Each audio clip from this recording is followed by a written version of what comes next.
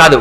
కంచి కామాక్షి అమ్మవారితో తాను మాట్లాడతానన్న విషయాన్ని ఒకరోజు ప్రసంగవశాత్తు బయటపడ్డారు పరమాచార్యుల వారు. ఆ ఎదురుగుండా ఉన్న శిష్యుడు మంచి గట్టివాడు, వాడు పట్టుకున్నాడు. ఎవరు అమ్మా నిజం చెప్పండి, మీరు ఎవరితో మాట్లాడారని. కామాక్షి అమ్మవారితో మీరు మాట్లాడారు, నిజమా కాదా?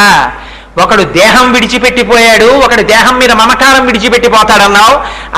అన్నది అమ్మవారు అంటున్నారు. ఆ అన్నది కామాక్షి అమ్మవారు, అవునా కాదా అంటే ఆనాడు మాత్రం నవ్వుతూ అంగీకరించారు అవును అని.